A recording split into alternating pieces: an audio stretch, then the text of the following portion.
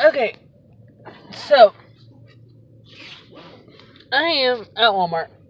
I am picking up a prescription that should have been done so much longer ago, but I'm impatient as hell, always have been, always will be. Anyways, so every time I go to Walmart,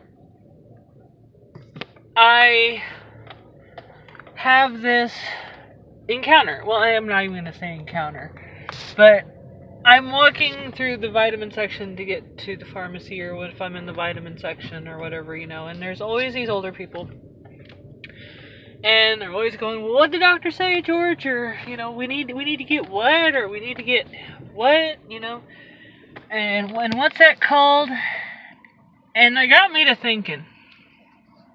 It gets me to thinking that, why is it that we wait until the doctor tells us to do anything, that we do anything? And, my husband will say, well, I do the same thing. I don't go to the doctor until, it gets to the point that I can't deal with it. Hence my hands this morning. But it's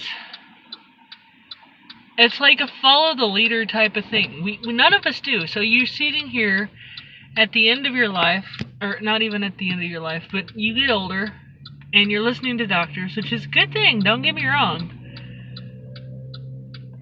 They actually do sometimes know what they're talking about if you are really sick, so to speak.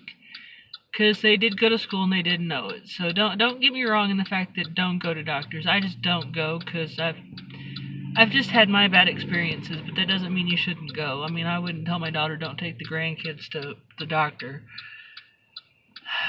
I would exhaust every possible option before I said go to the fucking doctor, but that's just me. But, I used to, when I was really bad and really unhealthy and really just, oh my god, type of it in that situation, I would really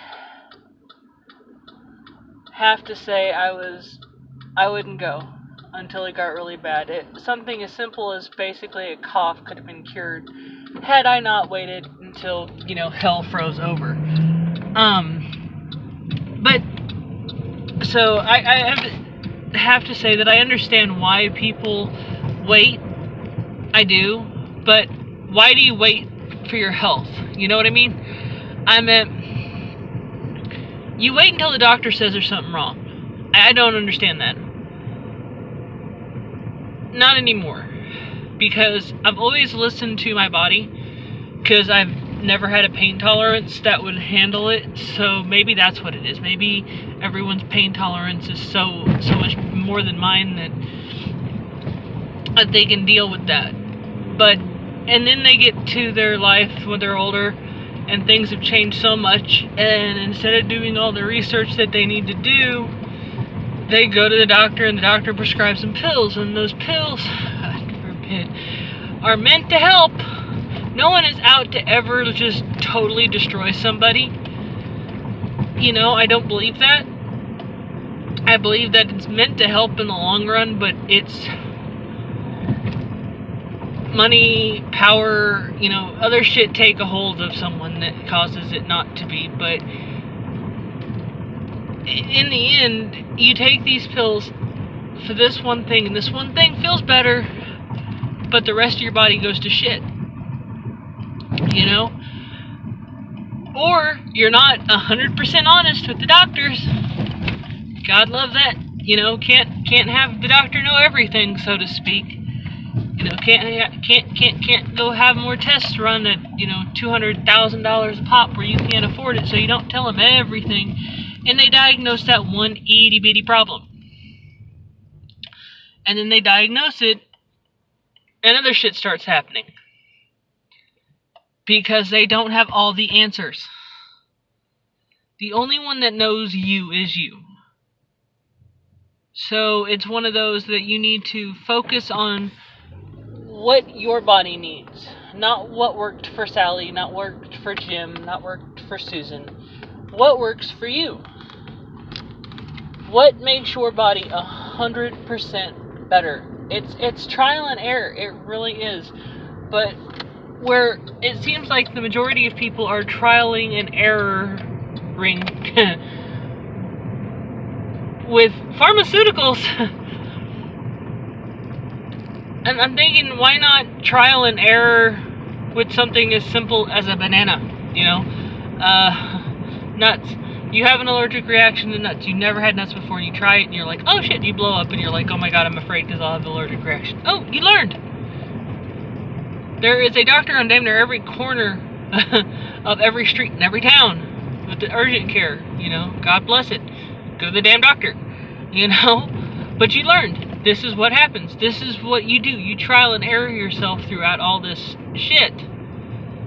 And I guess I just don't understand that you don't know. You're looking at this shit because the doctor says take 5,000 milligrams of vitamin D. Okay, it's a vitamin. You're going to shit out half of it because it's why it's so much. There is so much that you're going to end up shitting out. So you try it. Okay, so kind of like fish oil. Okay, so it's got a lot of omega-3s. Omega-3s help with the blood. You know, didn't know too much about it, but it helps with the blood. Whether it helps to thin it, thicken it, helps with the heart, right? Well, what does the heart do? The heart, if you don't know things, let's see. Here you go. Omega-3s, you see a little heart on there. So you know, you don't know much, but you know, well, it helps with the heart. Okay, doctor says, take this, it'll help. Okay.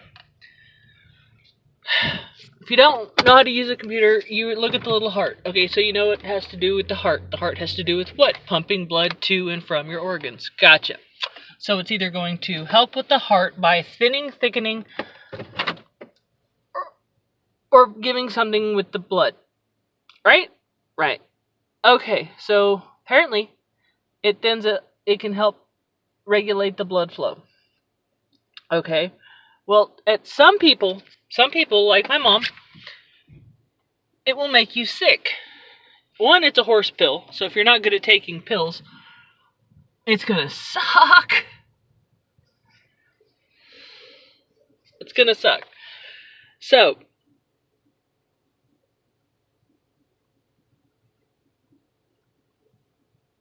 but it makes her sick. Maybe it's the fish oil part of it. Don't know. Okay. Do you continue to take it even though it's going to make you throw up, which causes acid in your stomach, which causes acid to eat holes? No, you don't. You don't take it. Look at alternatives, though, because the doctor does know that omega-3 will help you. What else does omega-3? I looked it up. Flaxseed oil. Okay? Flaxseed oil, i.e. flaxseed. Okay? If you can't take the oil, if you realize that your body won't allow you to take the oil, which say some people can't, you know. Some people have, sensitivities to different things. So flaxseed oil, all that is a flippin' little grain. No flavor, no nothing. It's like quinoa, right? It might have a little bit of a flavor, but you add it with something else, you can pretty much drown it out. Quinoa, there is a little bit of a different texture to it. If you add it with rice, it's really good, and it's really good for your gut health. It's something you just throw in. You just, throw it in. And it's really big on omega-3. Like I said, one conversation with my mom. Learned all that. So yeah. I ain't nothing special, guys. You can do it too. Please do not wait till the end. Or at least longer in life to be in so much pain. And have to work that much harder to get out of it.